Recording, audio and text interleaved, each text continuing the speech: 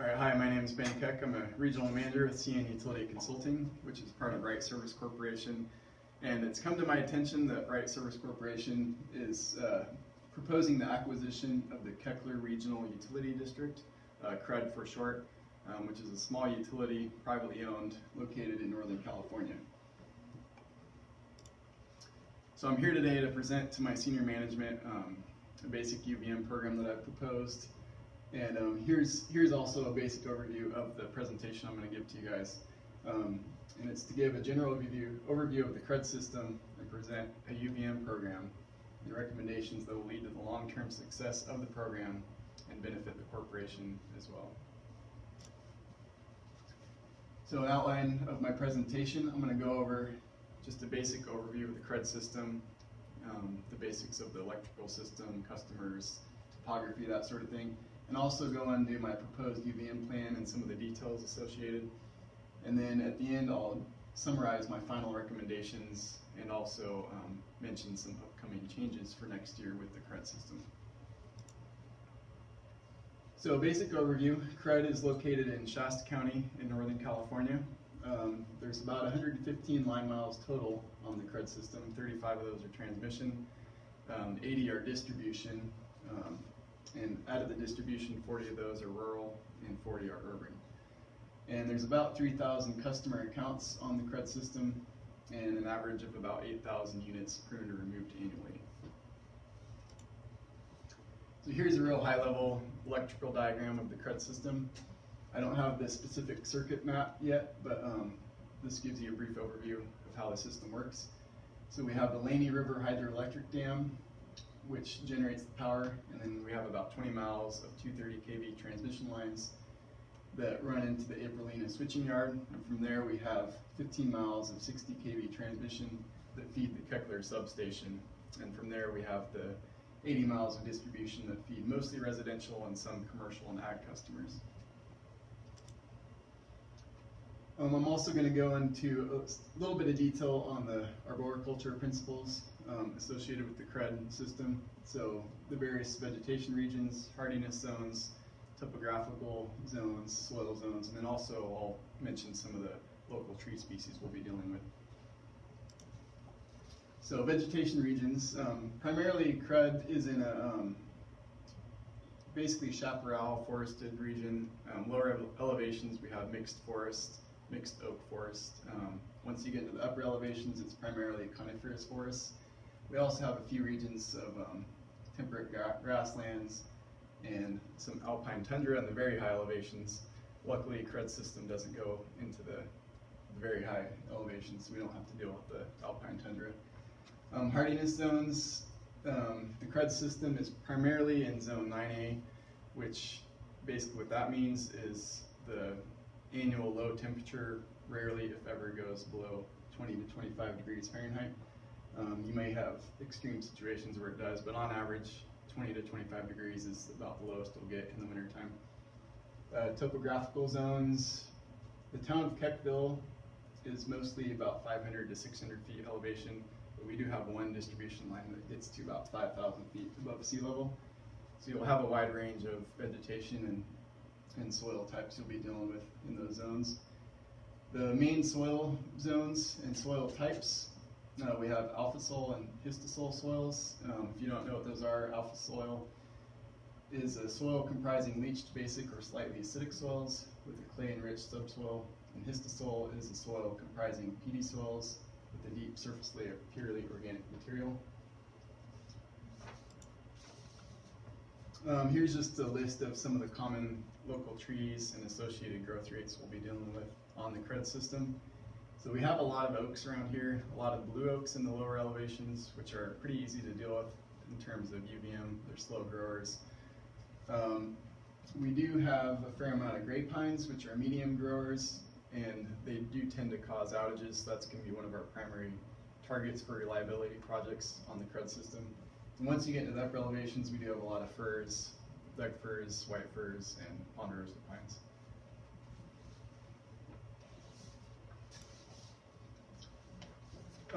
One of the main things we have with the UVM program is the governance plan, and that's basically the framework functions and processes that guide the activities within the KRUD UVM program. The governance plan consists of a program sponsor, which is basically the program sponsor's main role is to assume final authority over the KRUD UVM program.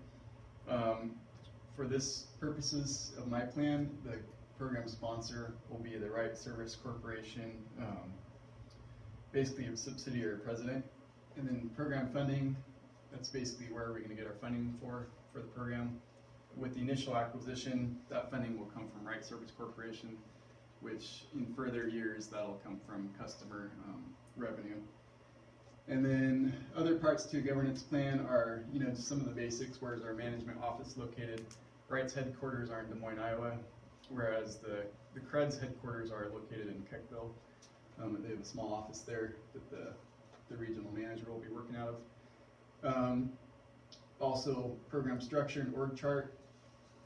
If you turn, I've handed out a report on Appendix 3. There's a proposed org structure. It's pretty basic. The KRUD system's small. So basically we'll have 2 inspectors and at least 3 tree crews on the system. They'll be managed by the KRUD regional manager. Also, with the governance plan, you have program authorizations, who's going to assume authority and authorize expenditures, and also roles and responsibilities. We're going to, we'll have a governance board, and we'll have the veg manager who's going to be the KRUD regional manager. And in a governance plan, I'll explain, the roles of each of those. And also program policies and standard operating procedures are a huge part of the governance plan.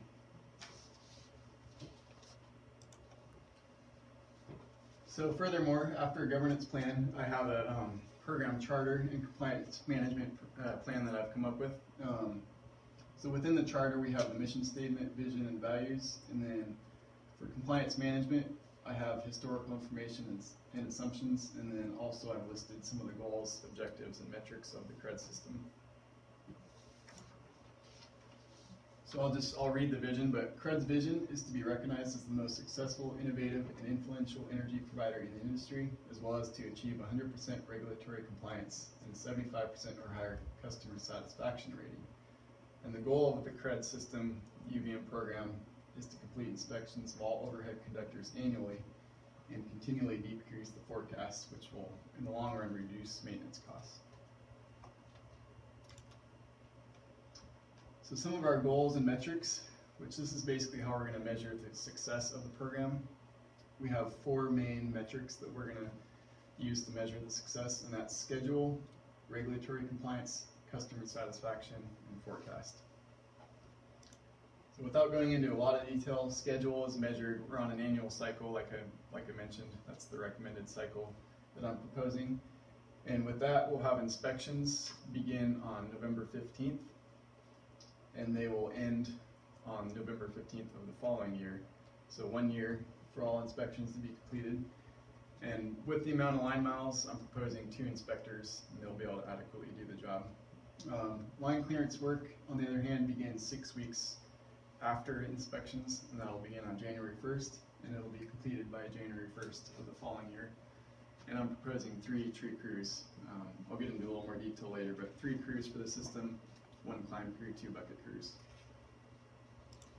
The next metric is based on regulatory compliance, and there's 4 primary regulations that we have to abide by with the KRUD system. That's PRC 4292, 4293, GO 95 Rule 35, and FAC 003-4. And if you don't know what those are, I do have an appendix in the report. It's Appendix 5 that goes over each of those in more detail. But in a nutshell, PRC 4292 requires at least 10 feet of radial clearance around poles that have non-exempt equipment. PRC 4293 mandates that we have at least 4 feet of clearance in SRA areas, which are state response areas. And GO 95 Rule 35 mandates that we have at least 18 inches of clearance at all times from the conductors, whether it's fire season or not. And lastly, FAC 003-4 is a little vague, but basically said we must maintain the vegetation along our transmission right-of-ways. So the metric that is based off these regulations is twice per year, our manager is going to go out and do at least a 10% audit of the overall system, and he'll be looking for compliance. So we must have a compliance score of 99% in order to pass. Basically that means if he finds more than 1 out of 100 trees out of compliance, we won't pass the audit. And with trees in contact, we must have at least a 99.9% passing score. So basically if he finds more than 1 out of 1,000 trees that are in contact or showing signs of contact, we won't pass the audit. So that's something the regional manager will do himself twice per year. The next metric that we're measured off is customer sat, and our goal is 75%, and we have 3,000 customers, so that should be pretty doable. We've had a good history with our customers on the Kepler system. Pretty reliable power, so I don't feel that will be very hard to achieve, and the customer stats based on surveys sent to customers post tree work. The next one is forecast. As I mentioned earlier, we have about 8,000 units pruned or removed annually on the system, and that we also have about 10% ingrowth on the system too. So if we want to maintain 8,000 units per year, we need to remove at least 10%. So our minimum target is 15% because we want to drive that number down each year. With the actual goal is 35%. And so we're developing an incentive program for the crews and inspectors if we can achieve 35% removal rate per year. The absolute minimum we want to do is 15%, and that'll at least slowly drive that number down. So I'm not going to get into a lot of detail, but stakeholder communications and management is huge. Basically, stakeholders are an individual group or organization that may be affected by or perceive itself to be affected by a decision, activity, or outcome of a project, program, or portfolio. So in a sense, stakeholders are anyone affected by the KRUD system. So you have your internal employees, external contractors, the community, government agencies, and so forth. So I have a communications plan laid out in the report that will make sure we have good communication with all stakeholders. Here's just an example of the stakeholder register for the KRUD system. It's a little hard to read, but if you want to see more detail, it's in one of the appendices in your report. Record, scope, and resource management. So KRUD has a previous internal management database that we're going to utilize if we acquire the system, and it has previous tree history, removal forms, and customer info. So we're going to utilize that same system going forward if we acquire the KRUD system. As I mentioned before, routine maintenance, we're going to be on an annual cycle, and resource management will be done by the KRUD regional manager. There's going to be about 2 inspectors and 3 tree crews, so it'll be pretty easily manageable for one manager. So here's the money question that I know you're all wondering about. So the annual budget that I propose is about $1.5 million for the KRUD UVM program. So there's a lot of info on this slide, so I'll summarize it, but basically in the past the KRUD system was on a time and materials contract with the crews and inspectors, and with that contract they tended to average about 1.6 million per year. And if you break down the math there, you can see where that number came from. There's about 1,080,000 spent on line clearance activities, and about 256,000 spent on inspection auditing services, and then roughly 300,000 per year for storm, emergency, and miscellaneous expenses. So that ended up being about over 1.6 million per year. So I'm proposing we switch to a lump sum unit price contract, which will have the average price per unit be about $120. And if you do the math, 8,000 units, that'll be 960,000 per year spent on line clearance activities. And the inspectors, we're going to do a lump sum contract. Inspectors tend to cost about $120,000 per year in this area. So that'll be an annual expenditure of $240,000. And then if we assume we continue the $300,000 in storm, emergency, and miscellaneous work, that gives us the $1.5 million budget. So that's my proposal, is we switch to a lump sum contract, and we'll save about $136,000 per year.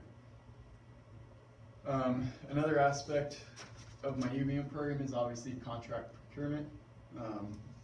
So as I just mentioned, we'll switch to lump sum unit price contract.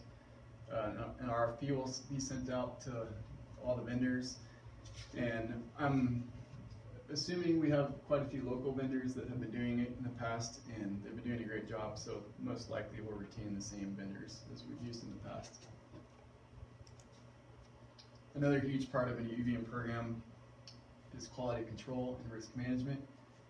So we will have monthly audits performed by an inspection contractor post-tree work. This will ensure quality of the tree crews.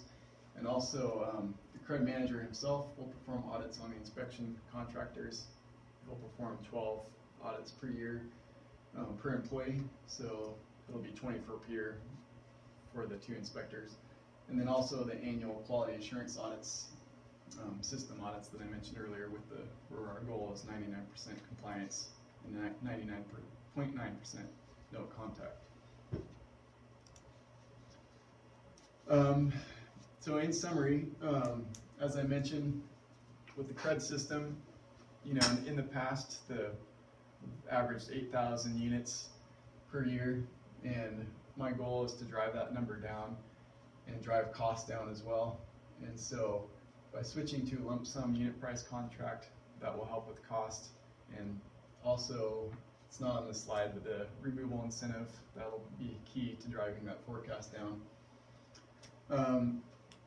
Annual budget, as I mentioned, 1.5 million, about 960,000 of that is toward line clearance tree work, 240,000 towards the inspection auditing, and the remaining 300,000 will be towards storm emergency and miscellaneous work. Obviously, if we have a pretty mild season, the extra money we have from the emergency storm fund will go back into the system towards your liability projects.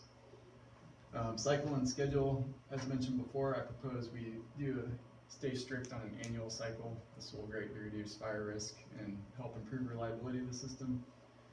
And as I mentioned before as well, the crew types with this system, in the past we used, KRUD used 2 tree crews, which wasn't efficient because they ended up working quite a bit of overtime, and in the long run that costs more. So I'm proposing bringing on 3 tree crews, but doing it on a unit price contract rather than T&M. And 2 inspectors would suffice to get the inspections done within the year. And this is all based on about 2,000 hours per year per man hour. So, and finally, some upcoming changes. So next year, the KRUD system, they've proposed acquiring a 115 kV line that runs into Tehama County, and they would maintain both lines in Shasta and Tehama County. And so they proposed changing the name from the Keckler Regional Utility District, KRUD, to the Shasta Tehama Utility District, STUD. So, and I think by changing the name of KRUD to STUD will greatly improve, have great impact on the corporation and greatly improve our just overall view with the community. Thank you. Any questions from senior management? Yeah, I have one in regards to funding this acquisition. And how many years do you think you're going to get your return on investment? Yeah, I've done some of the basic math. I'm going to have to do a little more detail, but I'm proposing based on my math, about 3 years, and we'll see a return on our investment. So it'll take a little while, but especially if we see the forecast reductions, as I mentioned, that'll be cost savings there. And with the cost savings of switching to lump sum unit price contract, that'll reduce costs, and so. All right, good. I have one more. You're also proposing to use the internal database that's already there, but at the corporation we have a sister company that also does database management, and it's pretty fluid and new. Is that something you would think of going forward in the future for KRUD? Yeah, that would definitely be something we would look into. We did propose that. The problem is migrating the data from the KRUD system into the new software, which is doable. It might take about a year. So the first year of the KRUD program will probably utilize the previous software. going forward, we'll likely switch and migrate that data to the sister company of Wright, like you mentioned, Okay. All right. which will overall benefit the corporation. Yeah. Thank you. Yeah, I had a couple questions myself. Mr. Williams over here touched on the first one, and it was about the technology moving forward as far as forecasting away from the initial database that the program already has. But that seems like that answer sufficed. Additionally, back to reliability projects, knowing the topography and the fire danger, with the initial investment that Wright Service Corp would put down, is there reliability involved in that funding to drive up the reliability to our customers? Yes, yeah. So part of the $300,000 that you saw for miscellaneous expenses, likely in the spring, once we get past our winter, a lot of that money will be funded towards reliability projects. And so, assuming we don't have a rough winter, which that might eat up the budget, we'll put the remaining money into reliability projects. And as far as fire history, KRUD's had a pretty good record of, pretty mild fire seasons in our area. So in the past, based on historical assumptions, we haven't had to spend much on fire mitigation. And so most of that miscellaneous storm emergency money ends up going back into reliability projects. Okay. Another question that I had was around the 2 inspectors completing the yearly inspections. Will they also be the same ones doing the QC inspections in regards to the monthly audits on the tree crews? Yeah, so the 2 inspectors, along with inspecting the line miles, it's 115 line miles, which based on the math is pretty doable for the 2 inspectors per year. And they'll also be doing audits on tree crews, so 1 per month per crew. We'll be doing audits on basically looking for clearance, making sure the clearance was achieved, the right trees were trimmed and removed, and that sort of thing. And they'll be reporting to the regional manager. And as another check and balance, the regional manager will be auditing the inspectors. We'll be doing 12 audits per inspector per year, making sure they're listing the right trees and doing their audits correctly. Okay. And then the last question I had was in regard to the section of line that runs into the higher elevation with a historic tree data of tree mortality in that area. Curious, just 3 tree crews, 1 being a climb crew. If we get into an area with high tree mortality, do we see ourselves being slowed down to fall behind on our yearly work? Yeah, so in the past we have, when the KRUD used to be on the T&M based contract, and that's why I don't have all the details on the slides, but there was a lot of overtime spent on that exact scenario. We had a lot of tree mortality. As a result, the tree crews that we had ended up working at least 20 hours of overtime per week just to stay on top of it. And that was with 2 crews. So with the new system, I'm proposing 3 crews, which will help with that. And another good note is that the mortality seems to be declining, so I don't foresee that being an issue in the future. All right, any other questions? No, thank you very much. All right, thank you for your time.